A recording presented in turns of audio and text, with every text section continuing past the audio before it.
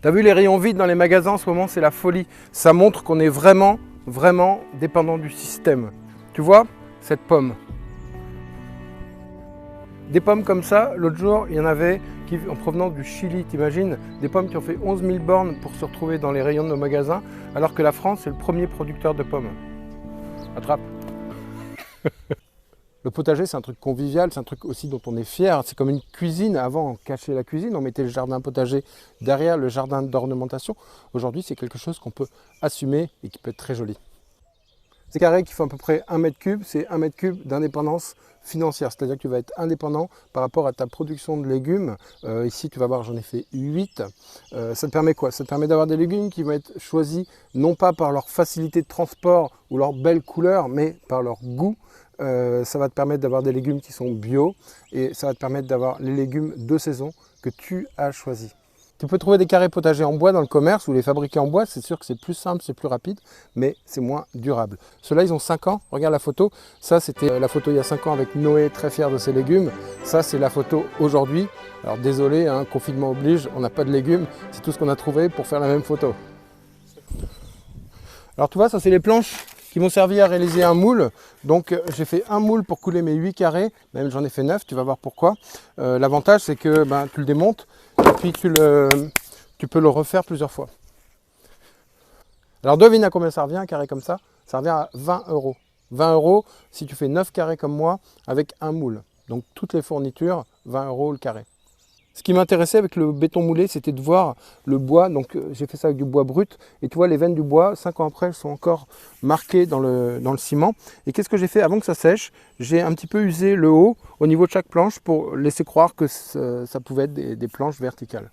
J'ai intégré un robinet pour un arrosage pour chaque carré parce que le fait que les carrés ils soient hors sol, la terre se dessèche un petit peu plus vite que s'ils étaient dans le sol. Alors tu vois ici, c'est un asperceur et les autres, j'ai mis des arrosages goutte à goutte qui sont plus économiques. Au début, j'avais choisi ce système pour jardin de goutte à goutte, mais en fait, c'est pas fiable. Finalement, j'ai opté pour du PE qu'on utilise à l'intérieur des maisons. Au moins, c'est durable. Alors quelle taille je dois faire mes carrés? Moi j'ai choisi 35 cm, c'est quasiment la hauteur d'une chaise, donc comme ça on peut s'asseoir et on peut désherber tranquillement. Quel diamètre? On dit un diamètre pour un carré? Non. Merde. Un périmètre. Attends, non. L'air. On s'en fout de l'air, moi je veux savoir le rayon. Mes rayons c'est pour un rond. Oui. Bon, quelle dimension? Diagonale. Hein? Diagonale. Mais non, je suis pas en diagonale, c'est là, moi c'est le milieu. Bon, on recommence. En dimension, j'ai pris 1,50 m. Alors comment tu choisis la dimension de ton carré? Tu fais du sur-mesure. Tu prends ton bras pour que il puisse venir au centre sans que tu aies trop de difficultés. Donc si j'ai choisi 1,50 m, ça veut dire qu'à peu près mon bras fait 75 cm pour pouvoir jardiner partout. Enfin moi ou la personne la plus petite dans la maison, ça dépend pour qui sont destinés tes carrés. Alors moi j'aime bien le côté géométrique qui rappelle un peu le jardin à la française. J'ai choisi 80 cm entre mes allées pour pouvoir passer la tondeuse et une boîte. L'autre avantage quand tu concentres tes cultures dans un volume plus petit mais plus productif, c'est que tu peux travailler avec un petit motoculteur. Ça vaut moins de 100 €, c'est hyper léger et franchement, regarde l'efficacité.